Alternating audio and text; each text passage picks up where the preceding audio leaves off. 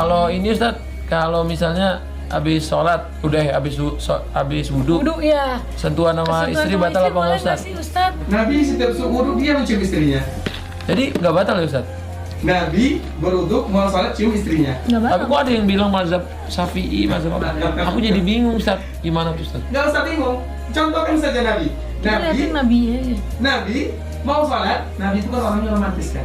Masya Romantis kan. Allah. Aisyah. Jadi dia mau sholat.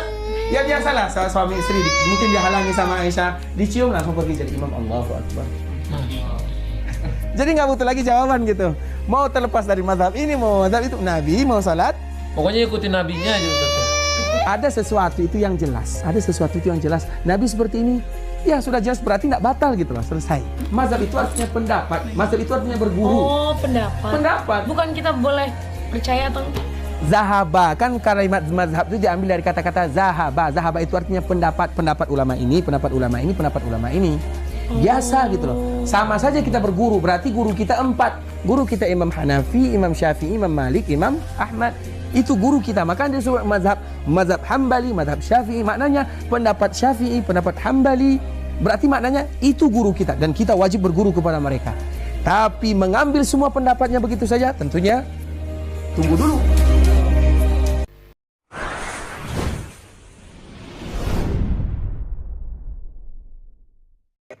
Saya pernah didebat sama salah satu kelompok ormas tertentu. Bapak, apa alasannya orang NU kalau megang istrinya itu kok batal gitu? Wong istrinya digauli saja boleh, masa megang itu batal gitu. Terus saya jawab, kamu tahu definisi mahram? Nggak tahu ya. Mahram itu orang yang haram dinikah. Yang haram dinikah itu ya ibu, anak, bule, ponakan. Yang haram dinikah itu namanya mahram. Justru istri itu namanya ajnabiyah, orang lain. Makanya boleh nikah. Jadi statusnya istri itu orang lain, ajnabi, sehingga boleh dinikahi. Kalau mahram malah nggak boleh dinikahi. Mereka akhirnya sadar, oh ternyata selama ini keliru. Membahasakan istri mahram itu keliru. Ya terus akhirnya dia jadi Syafi'i dadaan tadi. Pernah juga ada seorang kiai yang kepikiran mau mengharamkan atau menganggap ada fidah kalau orang haji itu rokok. Rasanya kalau kata pakar-pakar kuetar itu cengkeh itu wangi. Kalau cengkeh wangi berarti kalau haji rokok itu artinya pakai apa? Pewangi. Itu hampir saja deal. Karena ya memang cengkeh itu wangi. Kemudian diingatkan sama kiai yang lain.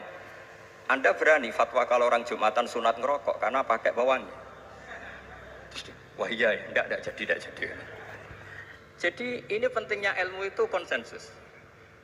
Sehingga saya bicara di sini pede bukan karena saya merasa benar, enggak, kan nanti ada yang nasah ini. Kalau benar ya sampean dukung, kalau salah ya tinggalkan saja, biasa saja.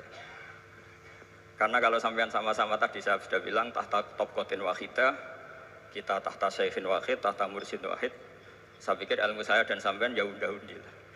Kita beda jauh kan dengan Gus Naji karena beliau alim, bisa ngarang kitab banyak. Kalau saya jenengan kan ya sama-sama enggak jelas gitu ya, sudah pokoknya santai-santai saja.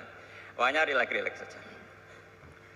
Yang jelas saya datang ke sini itu mau cerita kebanggaan saya sebagai orang pesantren, produk pesantren kalau kata Gus Barak tadi.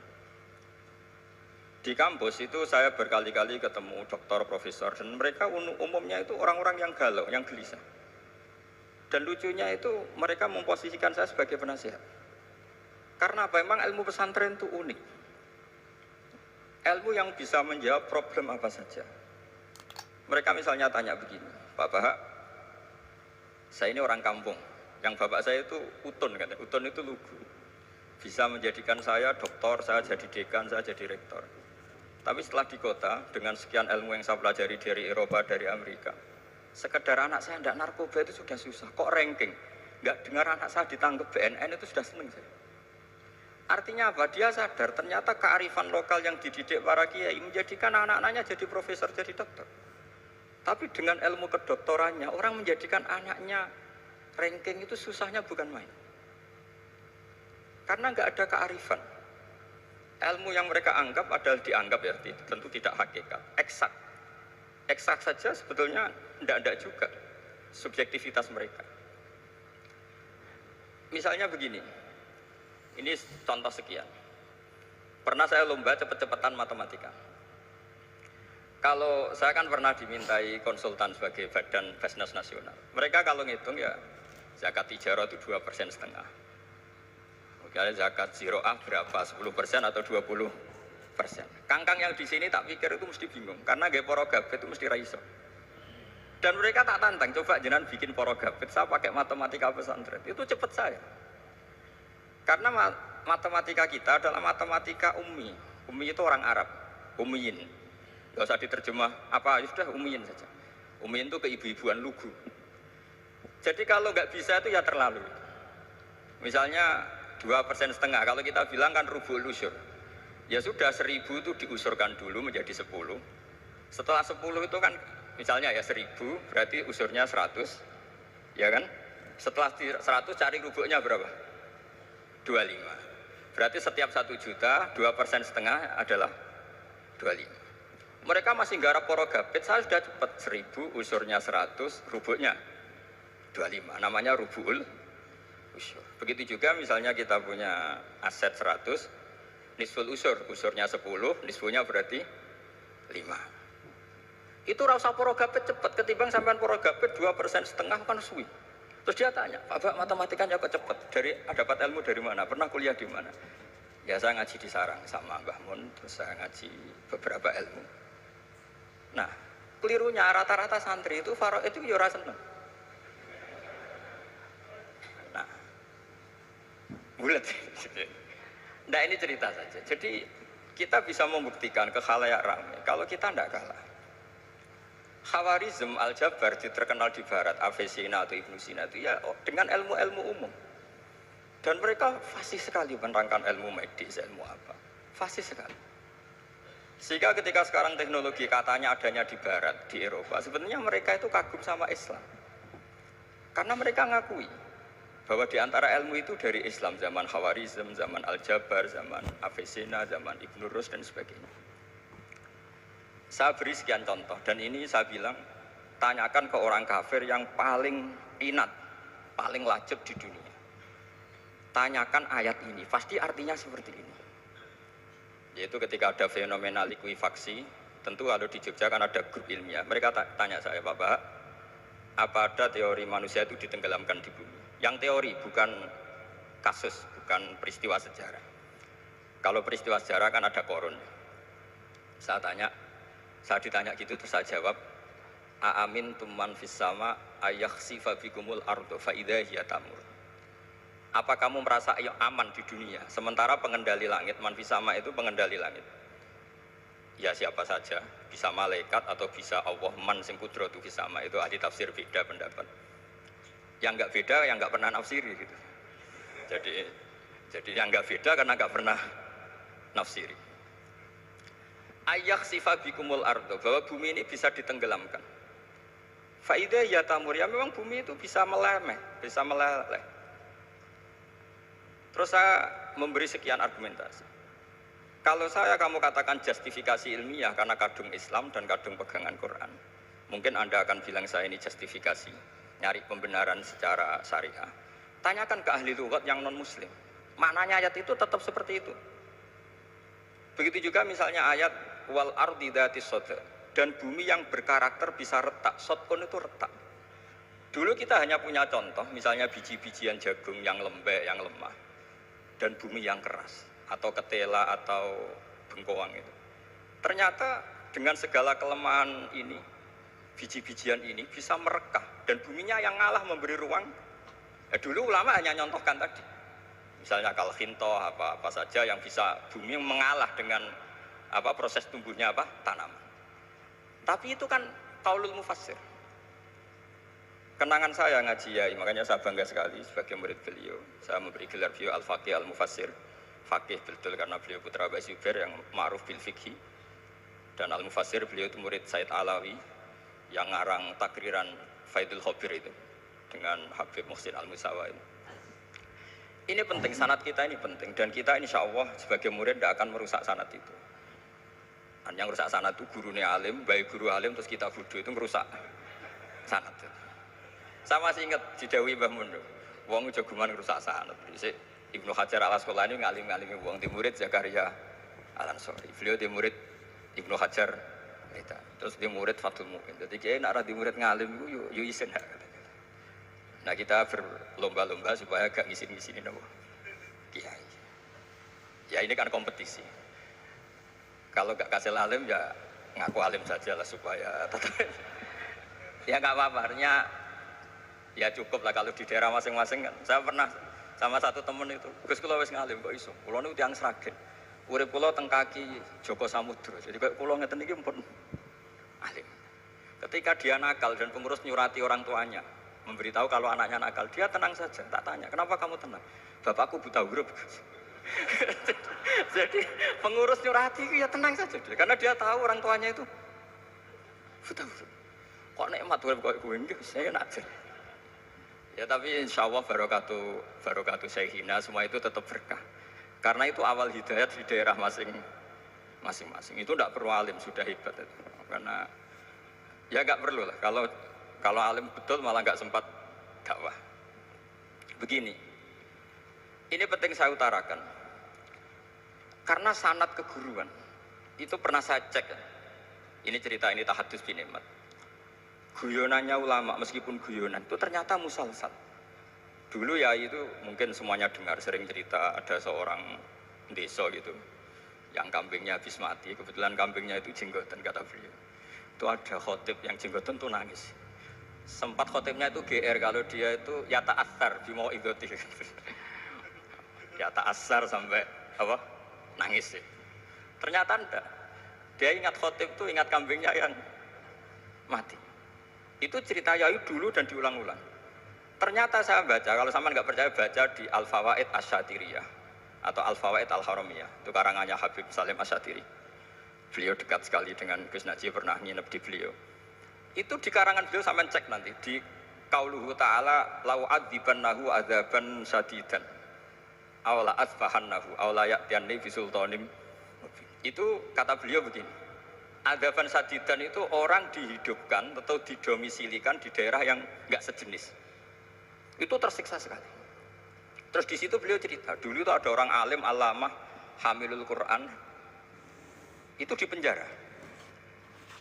Karena ketemu orang sejenis santri-santri yang kebetulan itu ada kios politik itu atau gerakan politik.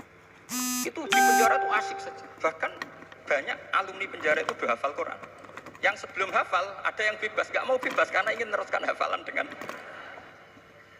saking keramatnya tadi orang alim yang hafal Quran. Nanti kalau nggak percaya nanti dicek. Kitab itu sekarang gampang didapatkan. Al-Fawaid apa? Asyatiriyah atau Al-Fawaid Al-Haramiyah itu namanya itu.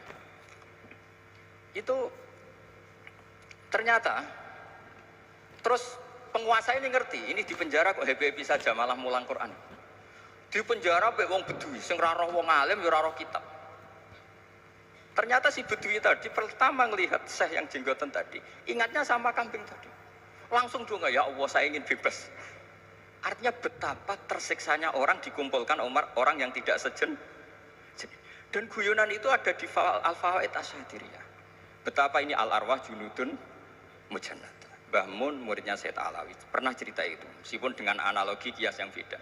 Sayyid Habib Salim Asyatiri itu malah cerita itu ditadwin, dimudawankan, yaitu ditulis di kitab.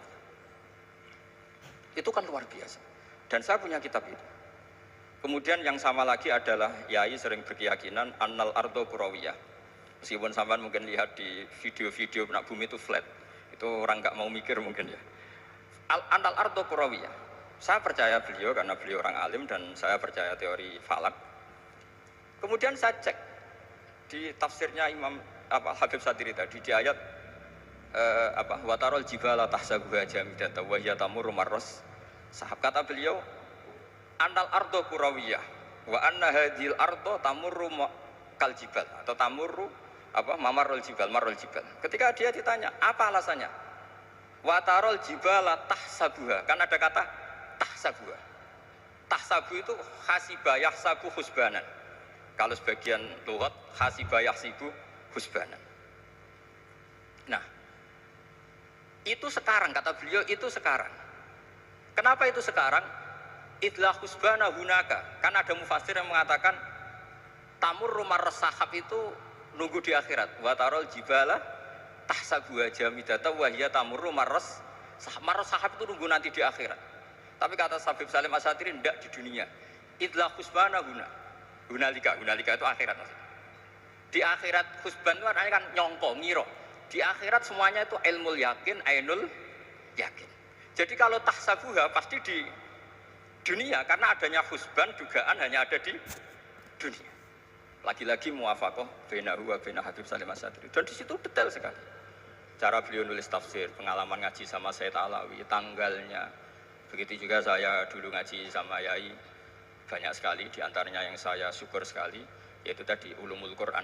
Dulu di MGS yang ngajar Faidul Khobir beliau sendiri. Dan kita syukur sekali.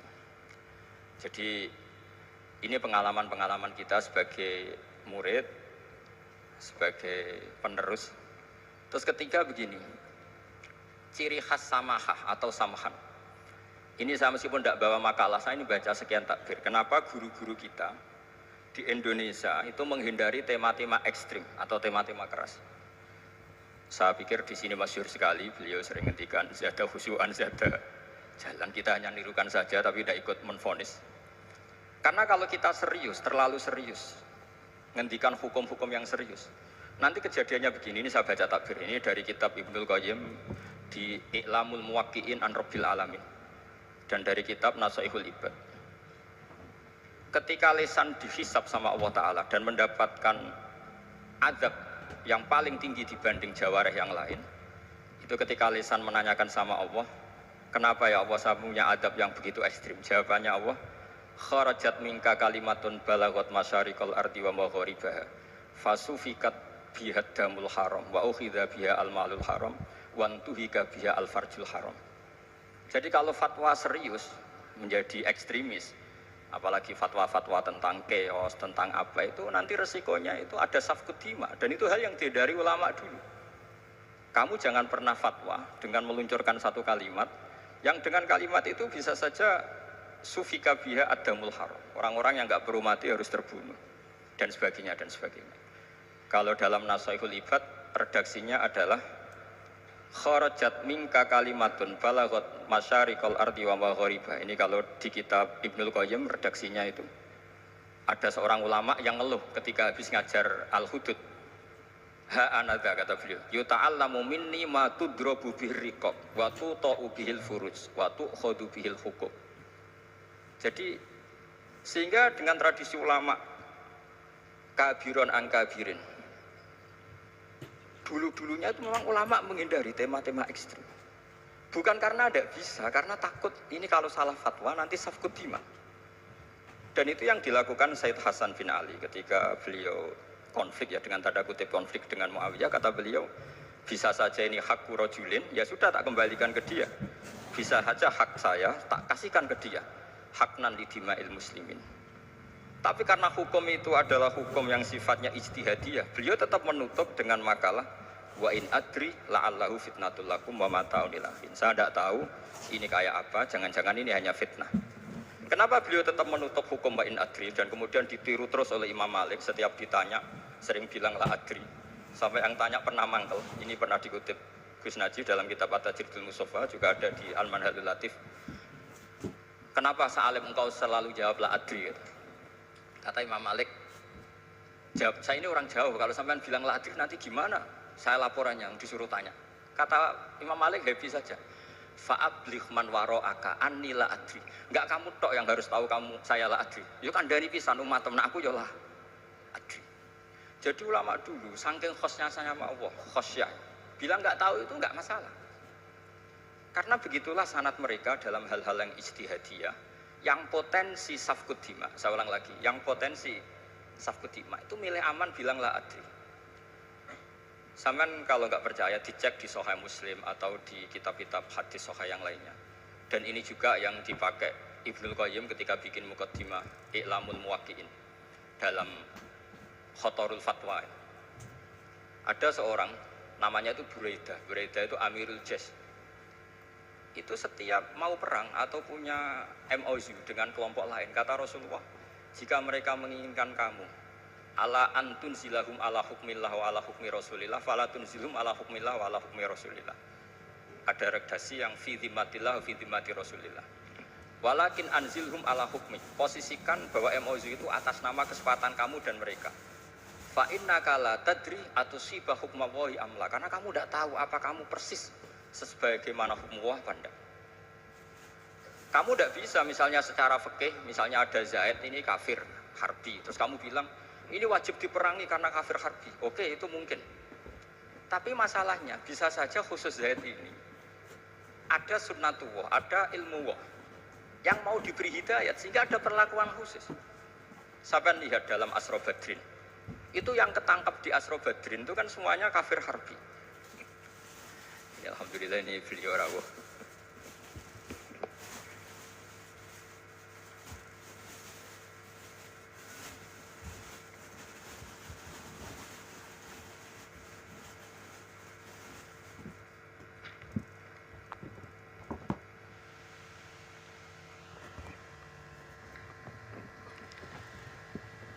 Terusakan. Itu di Asra Badrin itu kan semua yang ketangkep itu adalah orang-orang yang dulu kafir harbi, termasuk mimpinihim ada Said Abbas. Tapi ketika itu jelas-jelas pernah kafir harbi ikut perang Badar. Ini pentingnya muqabalah. Apa Abu Bakar usul dimaafkan, Umar usul darbur riqab.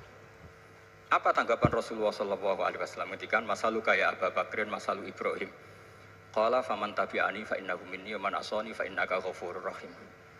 Wa masaluka ya Umar masalu Nuh. Qala rabbil la tadzar alal ardi minal kafirina napa? Dayar. Dan apa yang dilakukan Rasulullah? Beliau memilih pendapatnya Abu Bakar. Dan apa yang terjadi? Said Abbas dan beberapa sahabat menjadi Islam. Wa hasuna Islamku. Artinya gini, jadi betapa dalam menganalisis satu hukum sosial karena ini manusia. Saya ulang lagi, karena ini manusia itu susah sekali. Makanya dalam banyak hal sikap-sikap Rasulullah itu dipandu oleh Allah tentu. Ada ayat laisa laka minal amri syai'un aw yatuba alaihim aw yu'adzibah. Makanya saya mohon sekali ini para santri, khususnya santri alumni Alwar, mohon belajar itu tafsir Munir itu detail.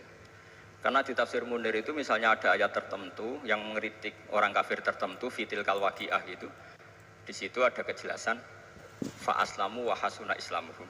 Misalnya wasfir nafsaka ma'al ladzina tuna rabbahum bil ghadat, terus wala ta'du'ana kanhum tiru zinatal hayatid dunya. Terus beliau menerangkan orang-orang ini yang dulu angkuh enggak mau ta'alum sama Nabi karena enggak mau jejer sama du'afaul muhajirin dan du'afaul ansor, itu akhirnya Islam dan wahasuna Islam. Saya kira demikian, nanti monggo bareng-bareng istifadah dari Syekhina Najih. Dan saya syukur sekali karena mendapatkan naskah At-Tajridul Mushaffa. Saya sinau buhot itu banyak di kitab-kitab fikih, tapi saya mengenang dari yang dikutip beliau tentang Imam Malik, tentang buhot in kharaju ala misli Umar bin Abdul Aziz. Terus ketika siapa itu Ibnu Qasim tanya, fa'ilam yakun mislah, kata Imam Malik, ya dakhum yantaqimu wa min dzalimin bi dzalimin. Semua yantaqimu min kilaihima. Jadi sikap-sikap dari Syekhina, dari para ulama-ulama kita yang sabar ngadepi umarok yang macam-macam, itu adalah sikap dari guru-guru kita, musalsalila Rasulullah SAW. Ini penting saya utarakan karena jangan sampai kritis kita sampai menjadikan bangsa ini keos. Kalau keos nanti safkut dima, tentu itu yang enggak diinginkan Sayyid Hasan bin Ali, dan beliau dapat gelar dari Rasulullah, innabni hadalah sayyidun wala Allah yuslihu bi baina fi'atin azimatin. Saya kira demikian, dan bareng-bareng monggo istifadah dari Syekhina Najih.